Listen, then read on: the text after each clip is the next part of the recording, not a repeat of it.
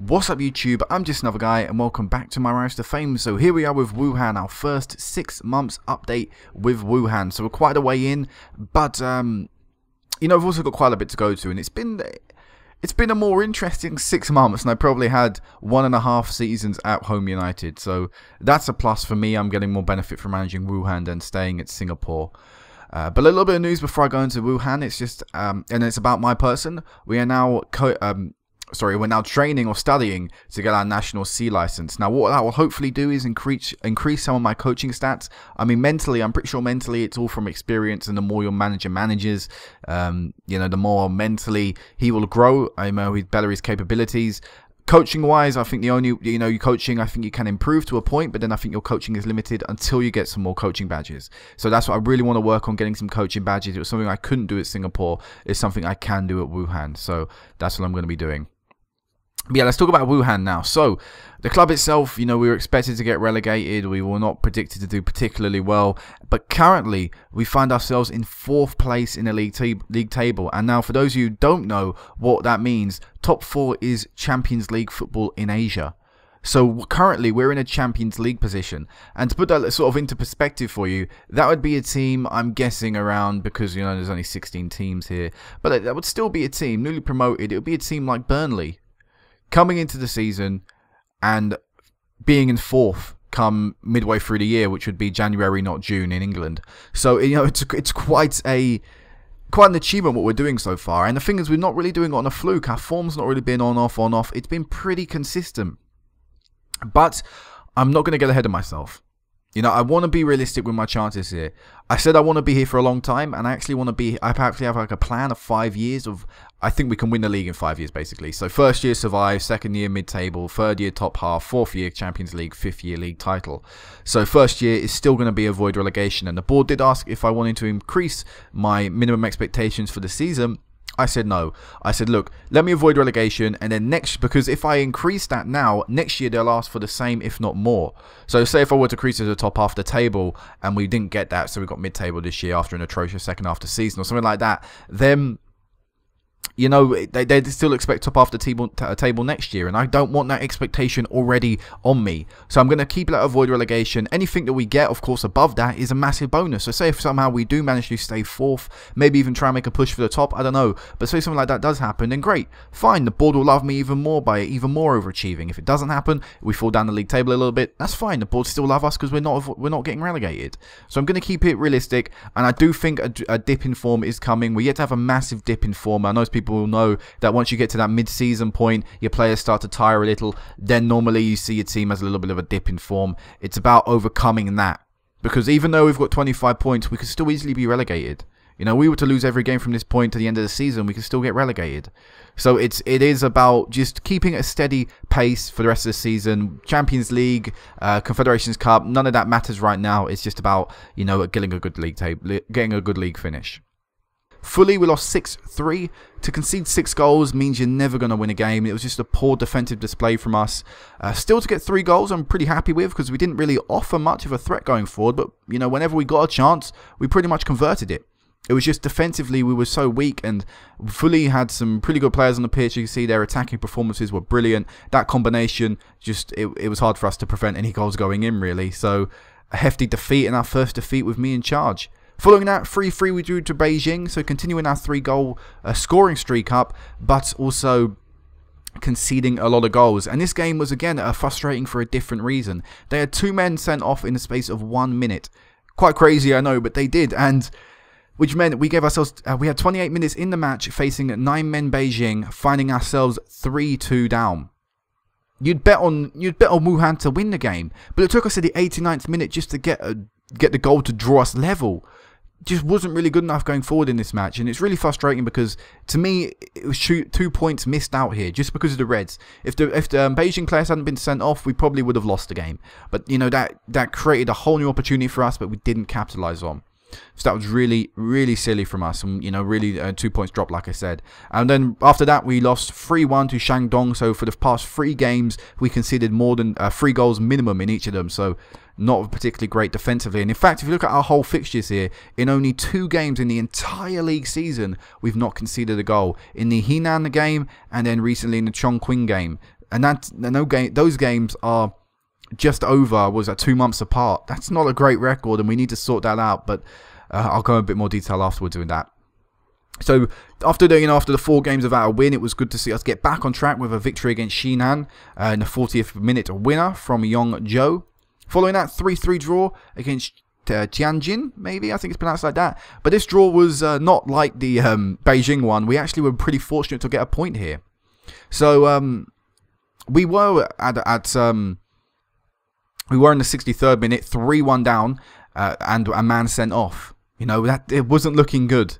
Once they scored that third, I thought it was game over, but the team showed great team spirit. Tassio, again, performing really well in the 70th minute, getting us 1 back, and a 92nd minute last gasp equaliser from Zheng, giving us 1 point in a game that we probably deserved a point from. Even though we went down to 10 men, we actually played pretty well. And to me, the only reason we didn't walk away with all 3 points in this game, apart from the man being sent off, was the fact we didn't start quick enough. 2 goals conceded in the first half an hour, not quick enough getting going. And if it had been different, maybe we'd have won the game, even with 10 men. Following that, 2-1, we beat Yongchang, and as you can see by the fixture list, we had 4 away games in a row, so it was quite a hectic time for us. So a 2-1 win against Yongchang. That was a good victory. And then Changchun, we won 3-2. Sarek getting the winner there in the 78th minute. Sarek then continued to score in his 3rd consecutive match as we earn a very unlikely 1-1 draw at Guangzhou. 37,000 people there. Put that into perspective, we average anywhere between 6 to about 8,000 people at our matches. So that is a massive attendance to play in front of. And look at the match stats. We had 1 shot on target. It came in the 91st minute of the match, and Miroslav Sarek scored it. I went crazy in this match because we were dominated. We were all over the place. I was trying to change the tactic up, whatever I could, just to keep things under control. We actually did very well just to keep them out until the 65th minute. And when that goal went in, I thought that was game over from us, even if it stayed at 1-0, because we weren't really offering much down the other end of the pitch. But Sarek proved me wrong and managed to earn a draw in probably one of the toughest places you can go in China. And then after that, Chongqing, we won 1-0 with a injury time winner in the first half this time. And very recently against Renhe, we won 3-1. Lost 3-1 with Tassio getting the consolation goal in our first defeat in over a month and our first defeat in 6 games. So I mentioned how it really is important that we don't dip in form now. We've got some pretty tough games coming up. Dongyu away, Liaoning, I think it is a pretty tough game, isn't it? We did beat them last time. 2nd in the league they are. So we've got some really tough games as well. And also, no, Shandong on top of the table, I believe. Aren't they? Yeah. So yeah, no, I was thinking it might have been Liaoning. But it's not. Sorry, not Liaoning, Jingsu. But it's not. So it's been really, really good so far. But it's just defensively, we're really weak. And as you can see, like I pointed out, we've only kept 2 clean sheets this entire league season. And the reason for that is because our players are not good enough. So I'm sure you all know the saying, Andy Gray, I think, immortalized that, especially, I remember he used to playing FIFA loads and loads of times, that form is temporary, class is permanent. And to me right now, we're riding a huge wave of form, because I don't think we've got the class in the quality in the players to be where we are. If we look at some of the star ratings, you probably think, yeah, you're not that bad, But this guy, who's currently 2.5 stars, if we go into his report, that 2.5 stars makes him a decent player for this division. Our goalkeeper, our #1 choice goalkeeper, is only a decent player for this division. Normally, if you've got a decent player in this division and you're playing in that division, you're expected to be near the bottom of the table. If you've got a decent player for the league above, then you're meant to be at the top of the table because you've got a player above your league, sort of. But they're not exactly great levels. So, with the foreigner rule being applied and stuff, I can't play Tassio sometimes because I want to play my right back, Karina. And then his Peng comes in, and Peng's nowhere near the level expected at this, in the Chinese Premier League, or Super League, sorry. So, I don't think we've got great class here. I definitely need another summer, maybe even 2, to get this club up to a level of maybe challenging for a Champions League spot. But we've got some players in the squad that can do it. So they're the ones currently we're relying a lot on to get us there. And if I go into average match ratings, we can see Hongzhou has done really well. Tassio has done really well. Sarek has done really well. People are at the level we need them to be. This guy's done really well. I can't pronounce his name, but he's done really well. Zheng has done really well.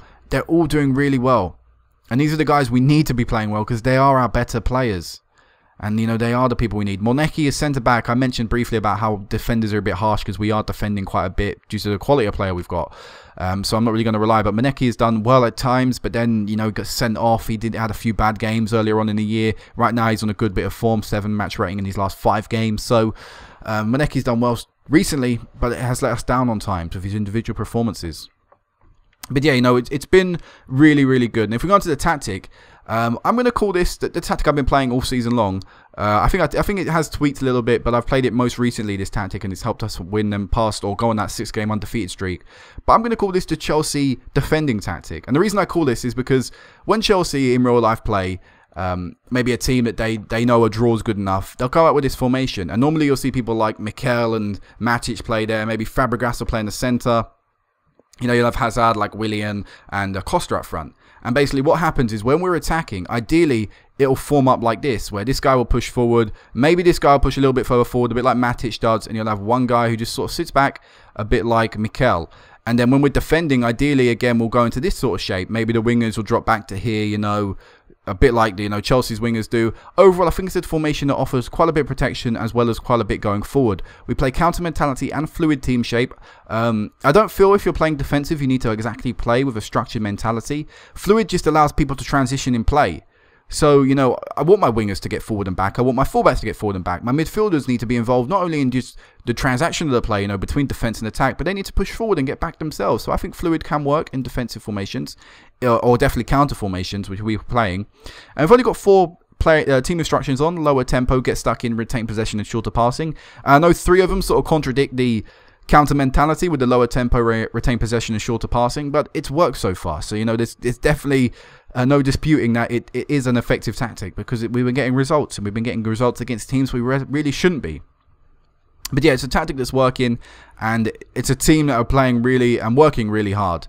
And to me now, if we can go into the rest of the season with the mentality we did in the last sort of, not that game, in the last 20 minutes of this match, you know, then I'm no doubt we'll survive A and probably even make a challenge for the Champions League. Even though we're currently 4th right now, we'll definitely make a challenge if we can show the mentality in the last 20 minutes of this match.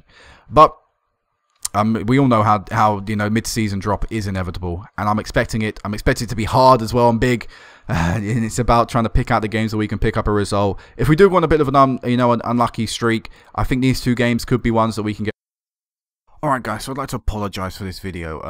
Basically earlier on you probably saw a large cut, and the reason for that is because this was like pre-recorded, but it was recorded quite a while after the previous video was recorded, so I couldn't remember what I went through, and what I ended up doing was going through transfers again and also the previous fixtures that you'd already seen. So what I did is I cut that out and decided you guys didn't really need to see that. But then also at the end of this video, for some reason the audio just cut out. My mic decided to stop recording about 3-4 minutes before the end of the actual video. What I did is I sort of just looked at transfers, as I was sort of doing before the mic cut out, and I also look at my finances, and I know I point out that financially this club is very, very poor. It's basically a downhill slope for the finances. So yeah, apologies for that, but like I say, I could have tried to have gone over what I was recorded, but like I say, this was recorded as well quite a while ago from when I'm editing it, so I can't for the life of me figure out what I was trying to say or what I would have been saying as I was going over certain aspects of the game. But yeah, like I say, you didn't really miss out on much. Just went over fixtures, went over the finances, which are poor, and yeah, so like I say, apologies. The next video for this save should be a lot better. So until next time, guys, peace out.